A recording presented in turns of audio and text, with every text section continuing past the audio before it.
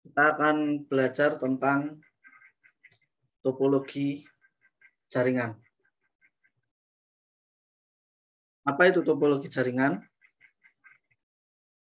Topologi jaringan ini adalah istilah yang digunakan untuk menggambarkan bagaimana komputer terhubung dalam suatu jaringan. Topologi fisik menguraikan layout aktual dari perangkat keras jaringan. Topologi logika menguraikan perilaku komputer pada jaringan dari sudut pandang operator manusianya.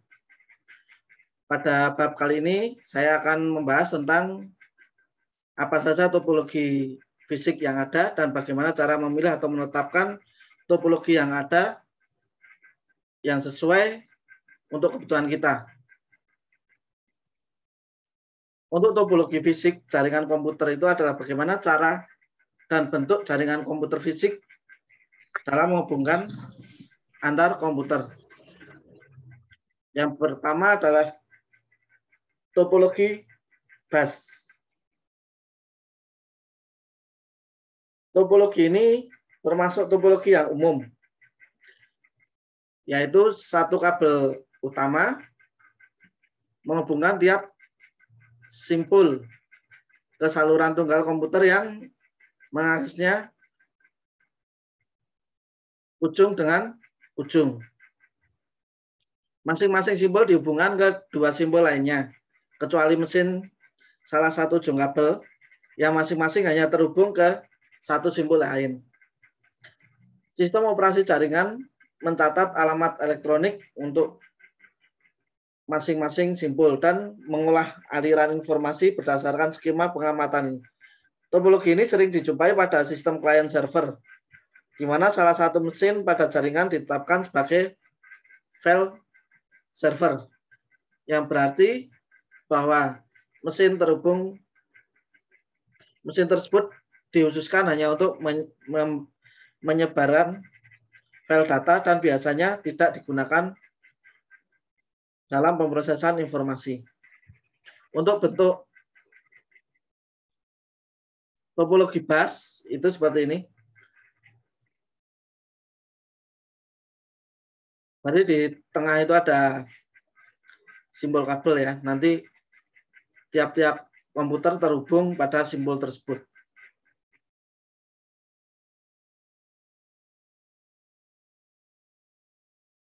Kemudian yang berikutnya adalah topologi ring. Topologi ini serupa dengan topologi bus, kecuali simbol terhubung dalam suatu lingkaran dengan menggunakan segmen kabel. Dalam topologi ini, tiap simbol secara fisik terhubung hanya ke dua simbol lain. Masing-masing simbol mengirimkan informasi ke simbol berikutnya hingga tiba di saluran yang dituju. Kinerja pada sistem ini dapat lebih cepat sebab setiap bagian dari sistem pengabelannya hanya menangani aliran data antara dua mesin. Jenis topologi ini dapat dijumpai dalam jaringan peer-to-peer, di mana satu mesin mengelola pemrosesannya informasi maupun penyebaran file data.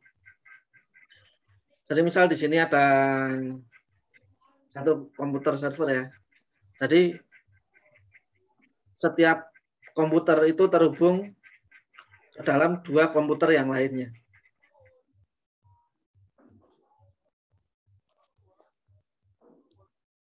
Ini adalah topologi ring. Jadi tiap komputer akan terhubung dengan dua komputer lainnya.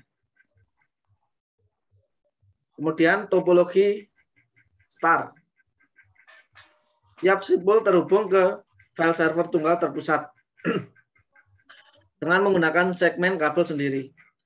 Topologi ini memiliki keunggulan dalam hal minimalnya lintas data sepanjang kabel, sehingga dapat kinerja yang optimal. Tetapi karena satu sistem harus mengkoordinasi seluruh komunikasi data, berarti topologi ini memerlukan file server yang sangat ampuh, sehingga mahal ya. Ditambahkan kabel yang sangat banyak. Jadi misalkan di sini ada satu server utama setiap komputer itu nanti terhubung langsung dengan server. Jadi misalkan di gedung A itu terdapat server. Tapi beritahu kapan Valentine-mu, ha? Bocah.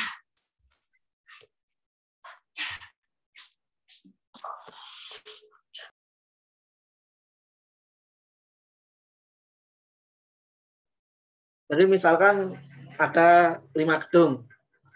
Server kita taruh di gedung A.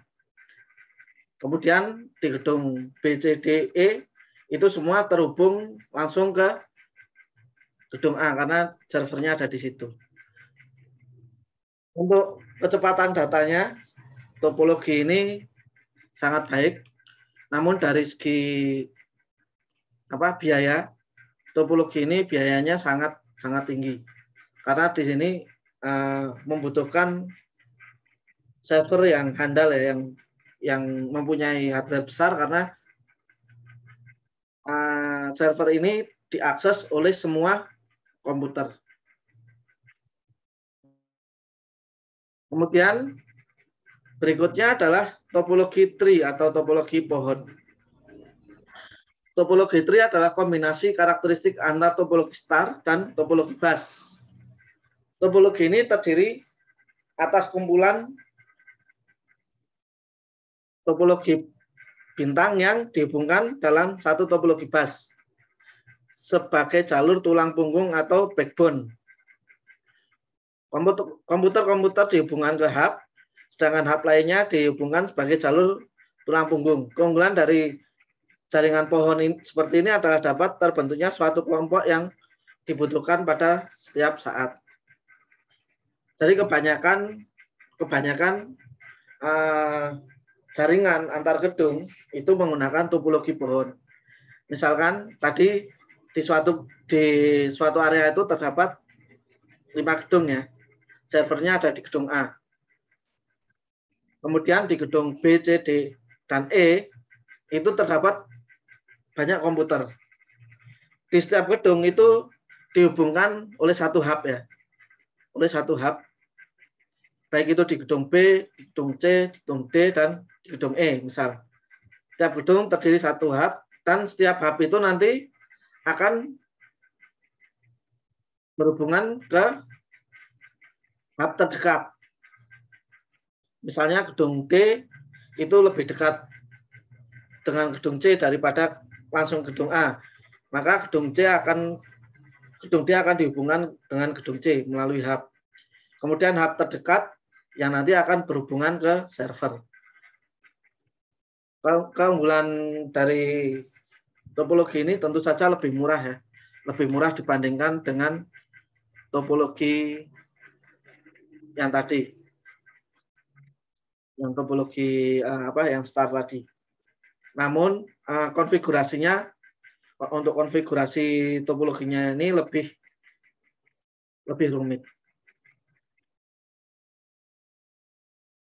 Keunggulan lain dari topologi tree ini, kita bisa lebih mudah mendiagnosa ketika terjadi error pada sebuah jaringan. Apabila misalnya di gedung B terjadi error, maka kita tidak harus menganalisa semua gedung. Kita hanya cukup menganalisa di hub yang bersinggungan langsung di gedung tersebut. Kemudian yang berikutnya adalah topologi mesh. Topologi mesh adalah suatu bentuk hubungan antar perangkat di mana setiap perangkat terhubung secara langsung ke perangkat lainnya yang ada di dalam jaringan. Akibatnya, dalam topologi mesh, setiap perangkat dapat berkomunikasi langsung dengan perangkat yang dituju. Keuntungan dengan topologi mesh ini adalah memiliki sifat robust. Apabila terjadi masalah dengan koneksi komputer A dengan komputer B karena rusaknya kabel koneksi atau link antara A dan B, maka gangguan tersebut tidak akan mempengaruhi koneksi komputer A dengan komputer lainnya. Meskipun memiliki beberapa kelebihan, topologi mesh ini juga mempunyai kekurangan. Beberapa kekurangannya yaitu membutuhkan banyak kabel dan port input dan output. Proses instalasinya dan konfigurasinya menjadi sulit dikarenakan harus menghubungkan keseluruhan komputer. Banyak kabel yang digunakan juga mengisyaratkan perlunya ruang untuk penempatan kabel-kabel tersebut. Ini contohnya adalah topologi mesh. Jadi misal ada 5 komputer di sini, maka dalam 5 komputer ini akan saling terhubung.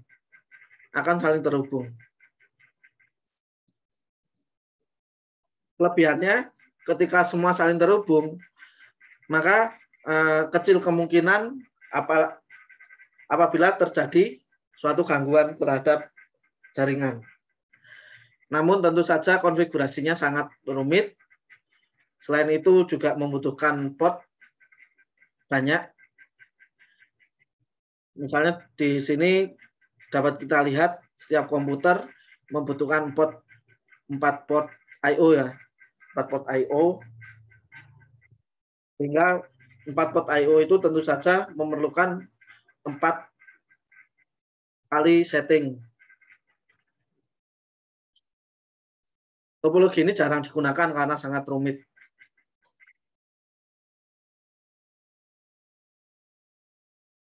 Yang berikutnya memilih topologi jaringan. Untuk memilih sebuah topologi jaringan, tentu saja kita harus memperhatikan beberapa hal, yaitu biaya. Kita harus melihat sistem yang paling efisien yang bisa digunakan di suatu area tersebut. Contohnya misalkan di suatu laboratorium yang di situ terdiri dari 50 komputer, karena di satu laboratorium itu satu ruangan, maka kita harus memilih mana topologi yang paling bagus.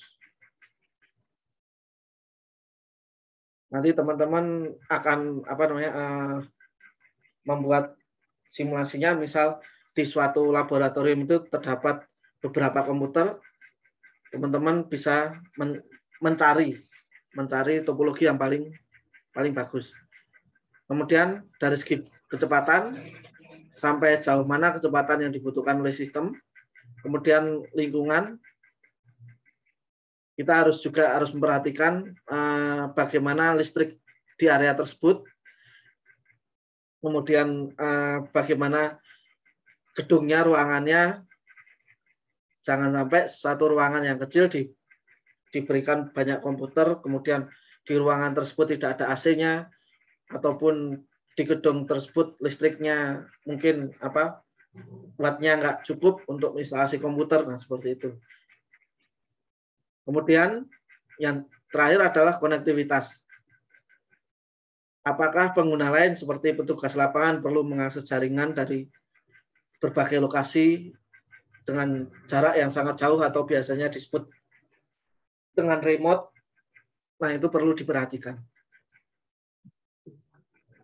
Kalau tidak perlu ada remote, maka tidak perlu juga sebuah jaringan tersebut diberi akses internet, misal seperti itu.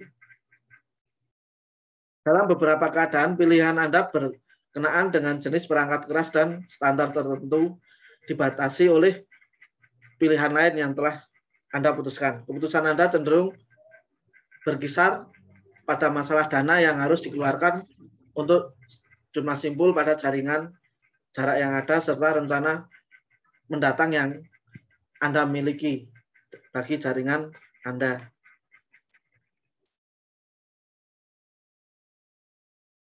Oke, untuk topologi, apakah ada pertanyaan? Kemarin kita sudah praktikum 7 layer of C. Kemudian sekarang kita akan Pak, mau nanya Pak. Kemarin itu kan ada tuh yang tugas kayak yang kata Bapak bikin GitHub itu. Nah, itu lanjutnya kayak gimana Pak? Saya sudah bikin akun terus nggak tahu mau kayak gimana lanjutannya kayak gitu. Ya diupload ke situ. Diupload ke GitHub-nya saya, di akunnya Ya. saya. Heeh. Itu kalau nggak salah kemarin tugasnya itu 4 PC dengan 1 suite, bukan Pak? Iya.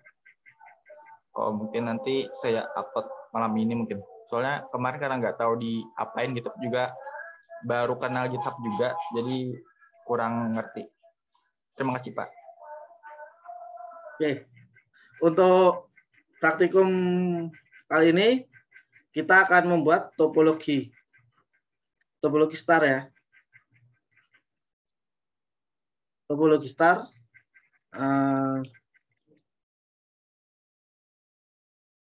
Silahkan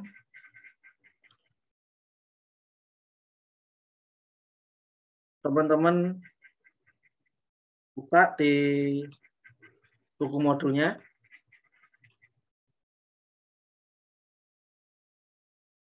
Di halaman 75.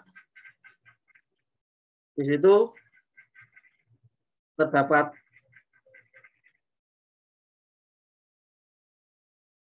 enam komputer client, 1 komputer server, dan 1 hub.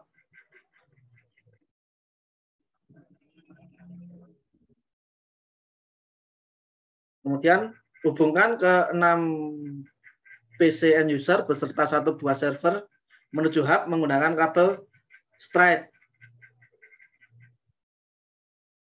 Tapi sebelum itu dikarenakan slot pada hub tidak semua terisi dengan port fast Ethernet, default kita memasang hub pertama kali hanya tersedia 6 port fast Ethernet. Maka dari itu sebelumnya kita harus menambah 1 port fast Ethernet lagi pada hub dengan cara membuka user interface pada hub. Pada tab physical nanti kita dapat menemui bentuk fisik hub. Sebelum kita menambahkan atau menghapus port fast Ethernet pada hub, kita harus mematikan perangkat hub terlebih dahulu dengan cara menekan tombol power pada gambar fisik device view. Setelah perangkat dinonaktifkan, baru kita dapat menambah port fast Ethernet dengan cara mengklik modul physical yang akan kita pasang. Klik PT Repeater NM1 CFE pada bagian modul. Lalu setelah klik, pada bagian bawah jendela akan terlihat deskripsi modul dan gambar physical modul. Tarik gambar physical modul tersebut menuju bagian yang kosong pada hub. Setelah sukses diletakkan, nyalakan kembali hub agar dapat berfungsi. Setelah dinyalakan, hub akan terdapat tambahan fast Ethernet. Kemudian untuk settingan IP-nya sebagai berikut. Seperti biasanya untuk server itu IP-nya yang pertama ya. Kemudian untuk PC end user lainnya mengikuti PC server.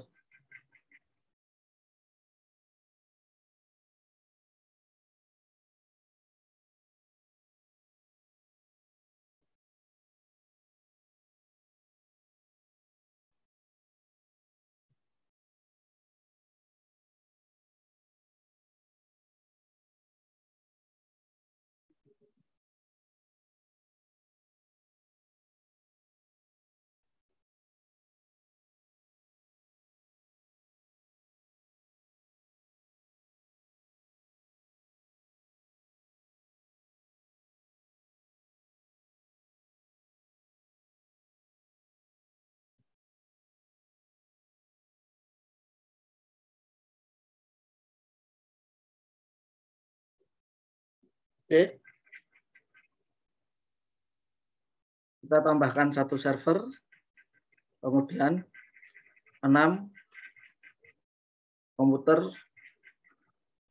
untuk end user ya.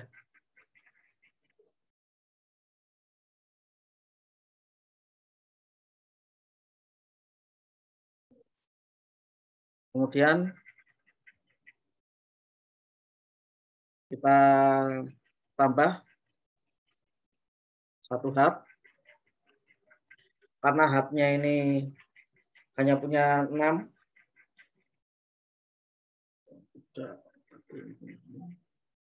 Hanya punya 6 apa namanya?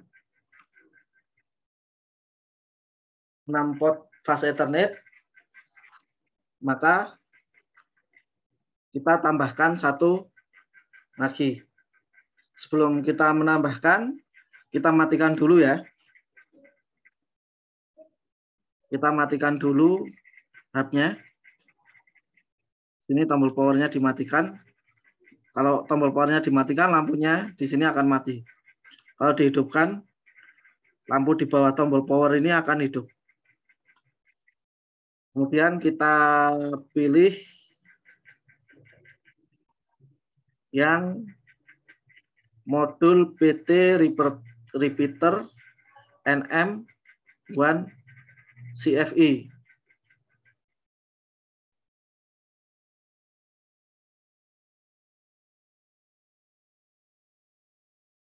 Kita tarik, kita masukkan ya.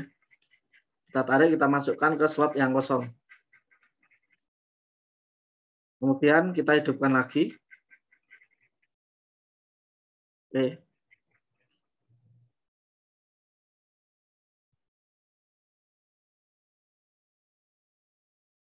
Share screen-nya hilang, Pak.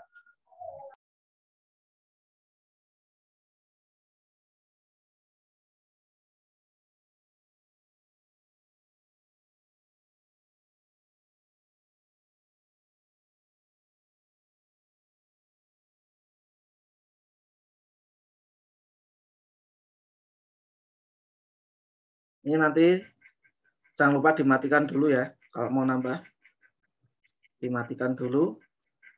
Baru drag and drop di sini.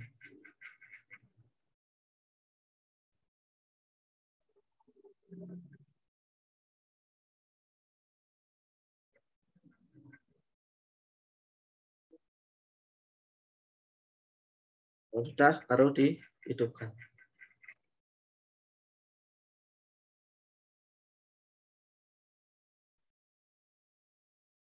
Untuk penambahan port fase Ethernet, ada yang tidak bisa? Bisa, Pak, bisa. Oke.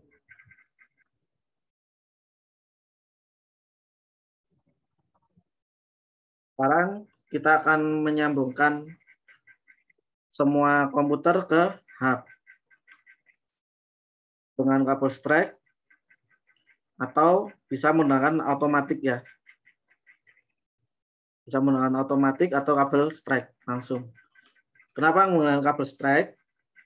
Karena untuk menghubungkan dua device yang berbeda, itu kita menggunakan kabel strike. Untuk menghubungkan dua device yang sama, itu baru kita menggunakan cross. Kabel strike itu yang ini.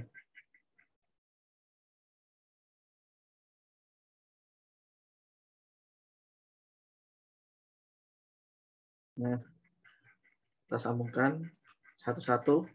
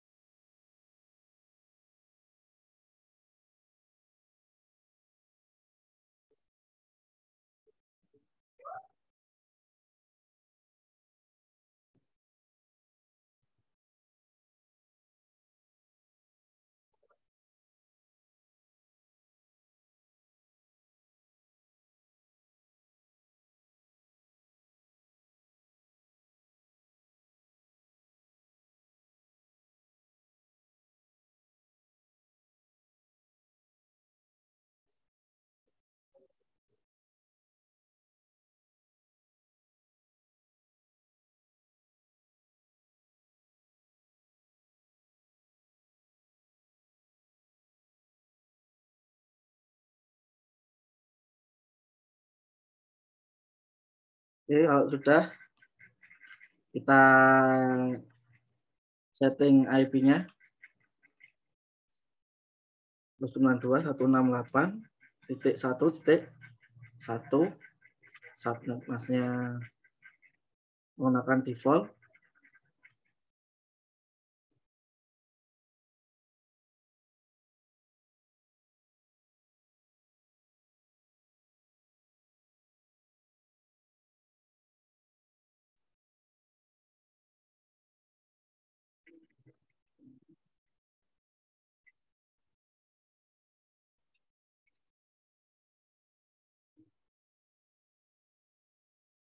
Dan komputer berikutnya 192.168.1.2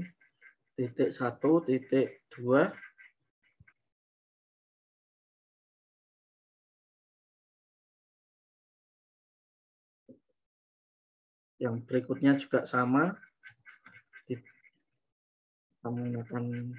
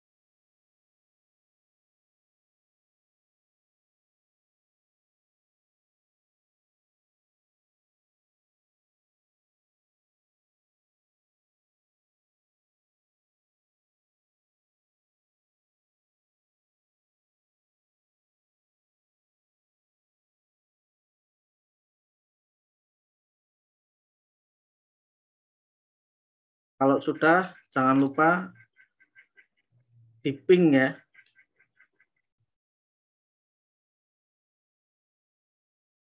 Ping ke setiap IP komputernya. Ping dari server Maaf, Pak. ke Ininya semua. nggak jalan, Pak. Hah? Screen-nya nggak jalan. Pingnya nggak jalan. Screen.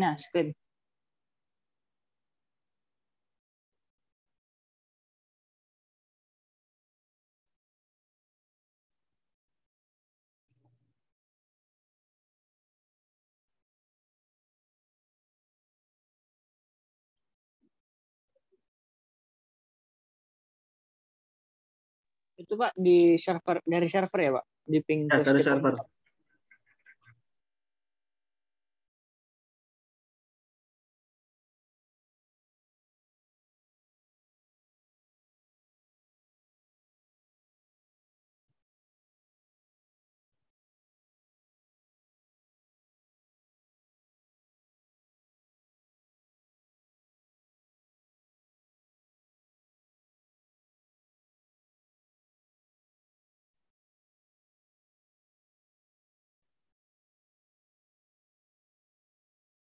Ping 11 ya.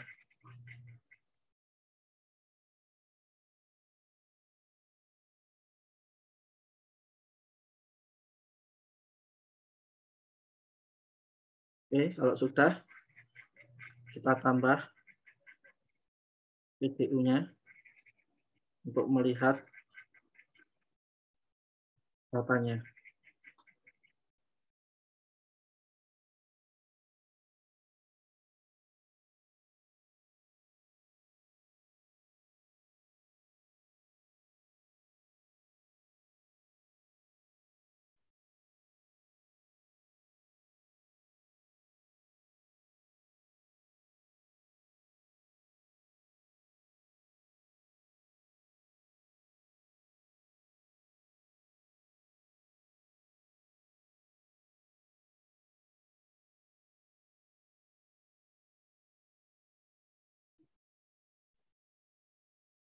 Sudah, Pak.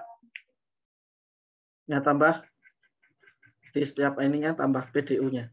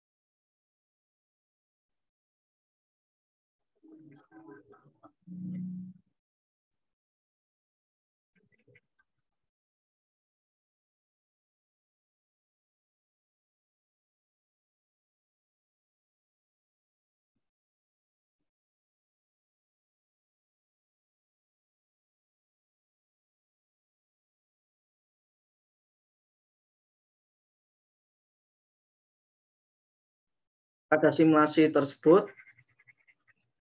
kita menggunakan perangkat hub dalam mengkoneksikan PC ke PC. Paket tersebut akan langsung di-broadcast ke hub dan akan diverifikasi dengan MAC address penerima yang sesuai. Coba nanti apabila saya ganti perangkat hub saya dengan menggunakan switch dalam mengkoneksikan antar PC pada topologi ini, apa yang akan terjadi?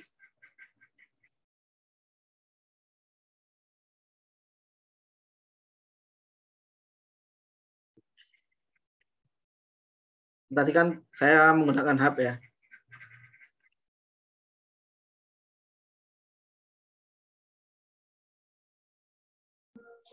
Pak, mau nanya Ya. Pak, jadi bisa ke broadcast kayak gitu, kayak gimana Pak? Saya kan coba kayak Bapak juga tuh, dari ngirim pesan kan dari PC-nya ke hub, itu tulisannya muncul hub does not have an IP address Pak. IP-nya sudah benar apa belum? Yang di hub. Ya? Yang di Enggak, hub. hub-nya enggak dikasih IP. Iya, semuanya udah bener semua, IP-nya udah urut, tapi pas mau nge-broadcast tuh nggak bisa. Nggak bisanya kenapa? Coba di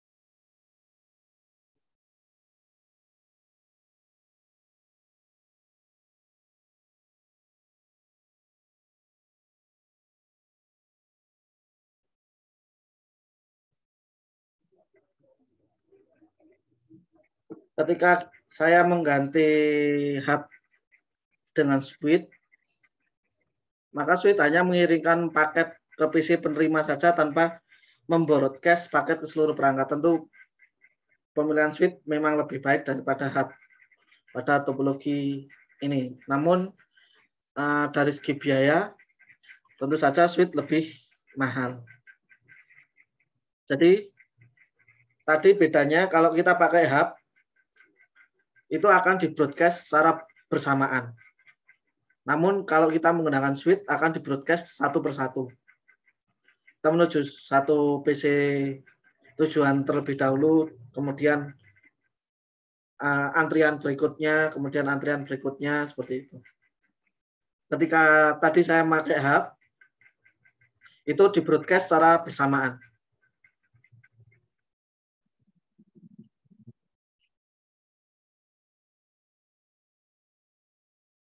Jangan lupa filenya disimpan dengan nama topologi star. Bloknya apa tadi, star ya?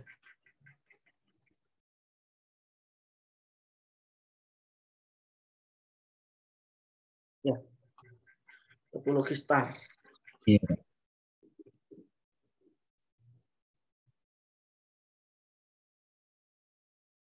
Yang berikutnya, kita akan membuat topologi tree.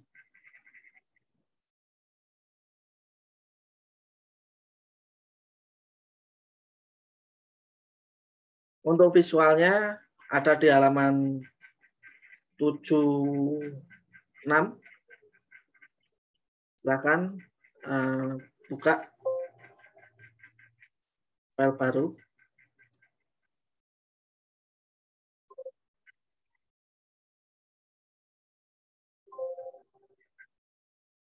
Buka file baru